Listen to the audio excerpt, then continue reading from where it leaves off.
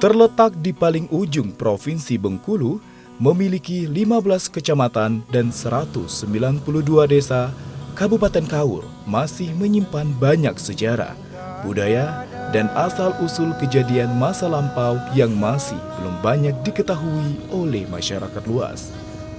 Dan salah satu peninggalan sejarah di masa penjajahan Hindia Belanda berada di Desa Ulak Bandung, Kecamatan Muara Sahum, Bengkulu.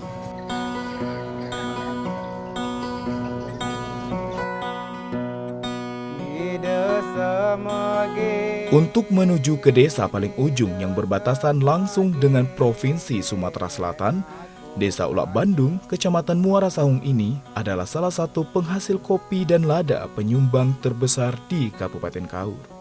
Desa Ulak Bandung adalah salah satu desa yang berada di Kecamatan Muara Sahum, Kabupaten Kaur yang berbatasan langsung dengan Provinsi Sumatera Selatan.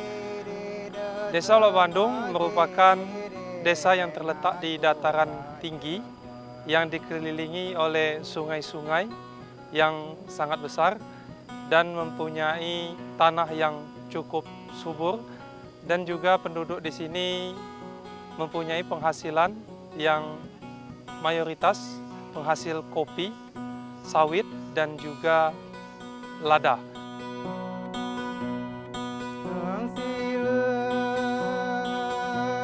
Selain itu, di Desa Ulak Bandung mempunyai potensi wisata sejarah, salah satunya yaitu adanya peninggalan Jil yang dibangun di zaman Belanda, kemudian pesanggerahan, ada juga rumah Dr. Akagani, merupakan gubernur militer yang memerintah di Marga Muara Sahum yang pada saat itu dikuasai oleh Hindia Belanda.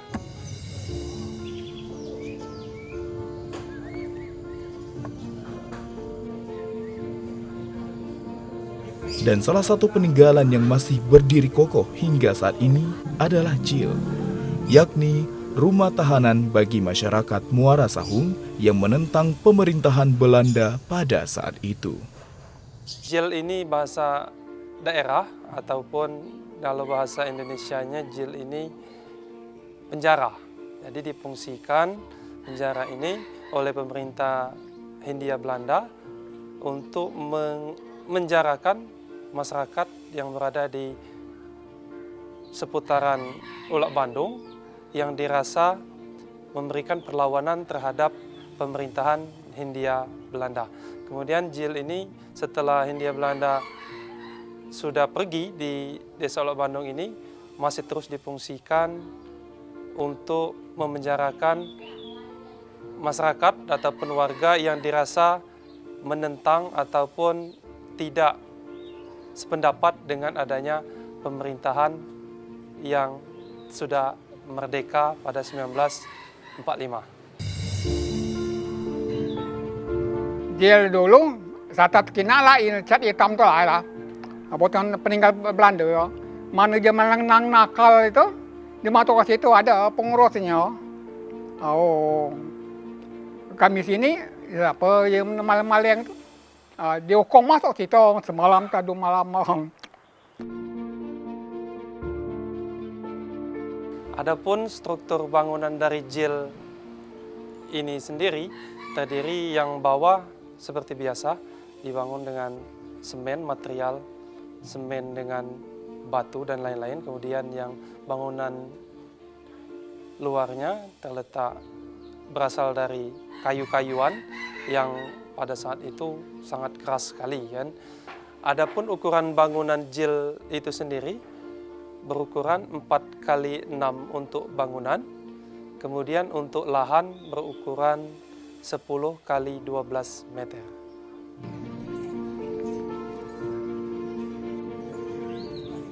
Meski masih perlu didukung bukti kuat lainnya, dalam catatan sejarah, bangunan ini didirikan pada tahun 1871 sebagai tempat tahanan terhadap masyarakat dan pahlawan Kaur yang terlibat perlawanan terhadap pemerintahan Belanda kala itu pada tahun 1821 hingga 1865. Di era kemerdekaan, tempat ini dimanfaatkan sebagai pusat tempat tahanan para pengkhianat perjuangan kemerdekaan 1948 hingga 1949 dan tempat tahanan adat suku Semende Lembak Marga Muara Sahung hingga pada tahun 1979. Di Muara Sahung ini tidak ada yang namanya desa, jadi dulu ada namanya marga. Marga, sehingga dulu ada 3 marga, Marga Muara Sahung, Marga Ulak Bandung, dan Marga Ulak Lebar. Nah, kenapa dibangun di Ulak Bandung? Karena Ulak Bandung ini adalah desa yang paling padat, kemudian desa ini yang paling ramai penduduk. Itulah apa cerita dulu ini bintang peninggal Belanda. Jijil sutek buatannya, mangga senggerahan sutek di situ. Oh, masya Allah, lama dibongkar kalau itu. Jil tu main dibangun, di kepala desa pun ada bekasnya. Yang dulu tu cat hitam. Dua ini, 2 kamar. Aku masih Dua kamar. Apa isinya? isinya. Kalau ada jemong 2, sini sekamar masuk. Kalau orang 2, jadi ada tunggalkannya. Ada tukang khususnya, pengawalnya, bukakannya. Jam nang luar, keluarkannya dulu. Yang masuk itu siapa-siapa? Yang masuk dong. Kalau dia mau punya gila kata kami ya. Oh, gak sampai ke luar ngacau-ngacau, dia tangkap tadi. Dia masuk ke dalam itu, tutup. Pagi itu dikeluarkan, dia tanya, nak kemana kamu? Oh, katanya nak ke situ, dia keluarkan, dia yang keluar, dia yang mundurkan, dia mereka ni.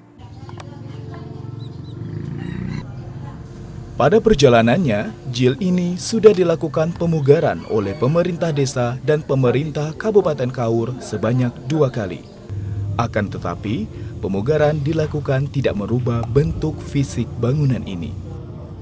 Jil ini sudah pernah direnovasi beberapa kali oleh pemerintahan baik di desa ataupun di Kabupaten Kaur. Yang dahulunya ini semuanya memang sudah kayu, akan tetapi sudah lapuk.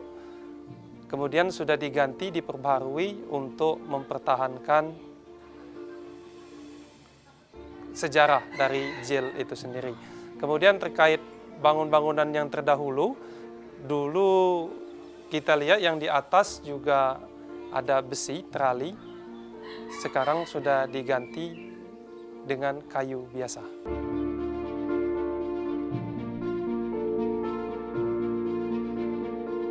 Dengan telah direnovasinya jil ini, itu adalah merupakan bentuk dari kepedulian pemerintah daerah Kabupaten Kaur terhadap peninggalan situs sejarah yang berada di Desa Ulak Bandung. Harapan kami sebagai warga Desa Ulak Bandung, Kecamatan Muara Sahung, Kabupaten Kaur, untuk masalah jil ini agar direnovasi kembali ataupun diperbaiki kembali sehingga ini tidak hilang nilai sejarah yang berada di Desa Ulak Bandung ini. Tak jauh dari jil atau rumah tahanan, adapun dalam catatan sejarah bahwasannya Muara Sahung pernah menjadi pusat pemerintahan sementara Sumatera Selatan yang kala itu dipimpin oleh Gubernur Militer Dr. Aka Gani.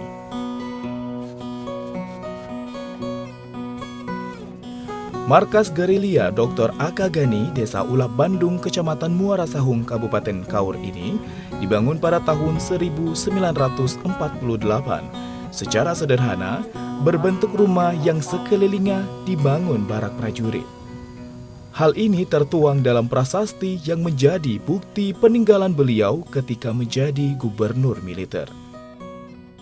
Selain dari jil, terdapat juga peninggalan sejarah yang berada di Desa Ulak Bandung. Salah satunya adalah tempat kediaman Dr. Aka Gani, yaitu gubernur militer pada saat itu yang berasal dari Sumatera Selatan, yang pada saat itu beliau memindahkan pemerintahan dari Sumatera Selatan ke Marga Muara Sahung. Ini adalah rumah kediaman dari Gubernur Militer Aka Gani. Aka Gani itu adalah nama singkatan dari Adenan Kapau Gani. Nah, selain dari rumah tempat tinggal Aka Gani ini, juga terdapat pesanggerahan yang berfungsi untuk tempat bermusyawarah.